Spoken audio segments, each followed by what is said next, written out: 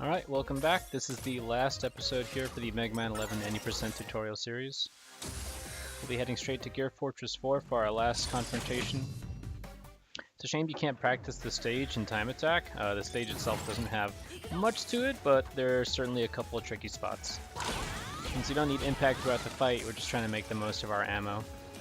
And then for this trick, I recommend you do it at whatever pace you find the most comfortable. It is not something you want to be dying to at the end of your run. Same here, make sure you're jumping from the right spot as you do that so you don't fall into the pit of spikes. Now even if your movement through this section isn't particularly clean, you can still beat out this platform by a fair amount. There's no earlier cycle you'll be catching, so you don't need to try and spend more impact ammo in that room. And you'll be left with just enough to make it to Wily. Now this variation of the fight I find particularly easy to do. This is the one I sort of came up with after watching what the actual best fight is. This does require that you damage boost an additional time, but it does make all the timing of your moves a lot easier. So afterwards I will show off what the better version of the fight is, and it does save a little bit more time as well. As we get into the second Wily fight, I actually had pretty bad RNG on this fight. Wily was just not cooperating with me, but even so you can still manage to save the fight. Just know that this could be much faster. My best on the leaderboard is like a mid-36, and you can totally get faster than that. This fight probably would have been closer to like a 41 or 42.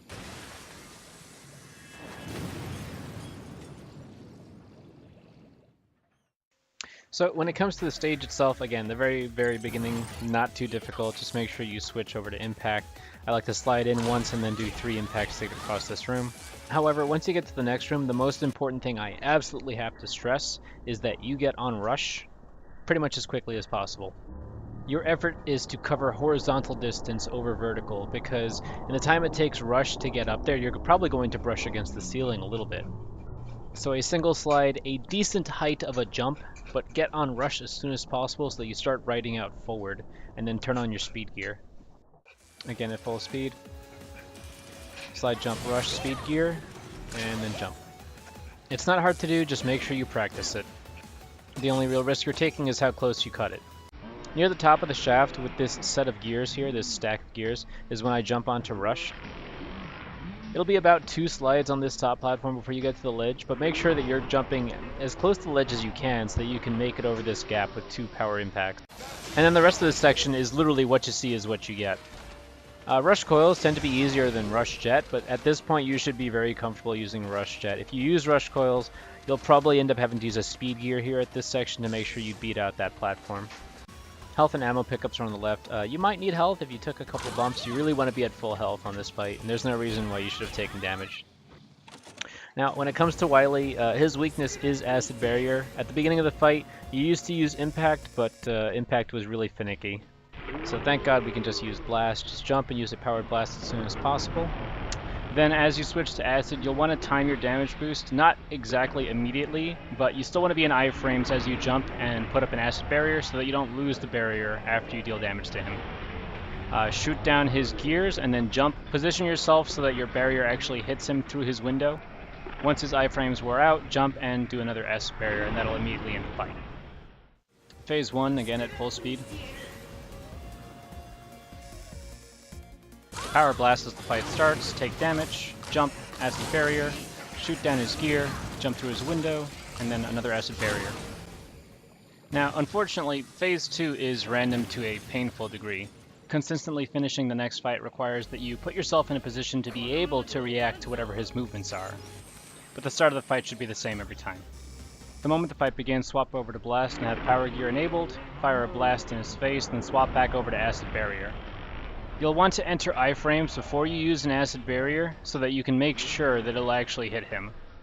This makes it difficult if he's about to move because you may not always catch him as he goes to the other side of the screen with your acid barrier. The other frustrating thing is that actually dealing damage to him with acid barrier when you're not in iframes is really difficult. You can only really afford the error of a single acid barrier that doesn't hit him. At that point you're going to run out of ammo and your health is going to be dangerously low. In the event where you fail a single acid barrier on him, you can actually finish the fight with 2 more powered blasts. But in an ideal world where I don't miss any hits, this is the amount of ammo I have left, even though it took me a while to get these hits on him. Let's look at the fight again at full speed, and again, we're really trying to study from this what is it that we're trying to do throughout the fight rather than an explicit method. You can always start the fight with a power blast, but at this point you're just trying to react to what he does. Entering iframe so you can hit him with a powered acid barrier, but you have to be careful to do so when you know that you can actually hit him with the barrier, otherwise he'll take damage for no reason.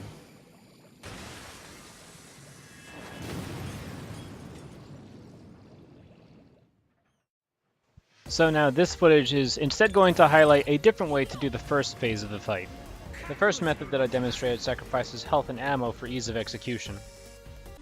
Here we'll be starting the fight out very similarly, however now we're going to call rush, and at the top of our jump we'll use a power acid barrier. This is not only slightly faster, but prevents us from having to take damage in the process.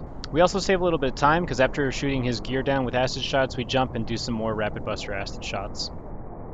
To save a little more acid ammo, we're going to jump at him very carefully through his window.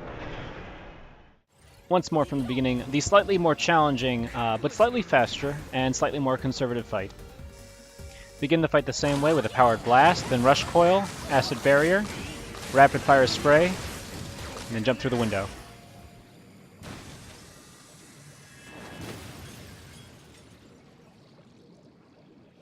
I'll let this finish playing out so you can see what a better Phase 2 looks like, even though he didn't give me the best RNG, even now. But again, the fight starts with Powered Blast. I took damage pretty quickly, so I was able to hit him with Acid Barrier shortly after his iframes wore out. Trying to hit him as early as possible in every vulnerable window is very difficult.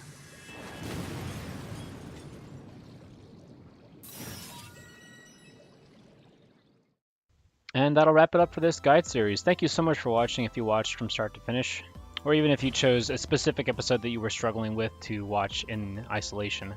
If you appreciate the guides, feel free to let me know. Gratitude makes a world of difference to my day, as these projects are fairly time-consuming. That said, I'd like to share some gratitude myself with the big community that helped me out. As this is my first classic Mega Man speed game, I definitely had to consult a lot of the veterans anytime I struggled with inputs or in understanding how a fight was executed. So shoutouts to the Mega Boys for Mega Man 11, QTT6, Fasted CC, Prizzy, Carter Freak, Cosmic Sense, Reebs, Patois, Dagum for his task work, Koltaho, and Chelny. And there are so many people on the leaderboard, there's at least 65 runners here. A bunch of really cool people and some personal friends of mine. So take care and thanks for watching.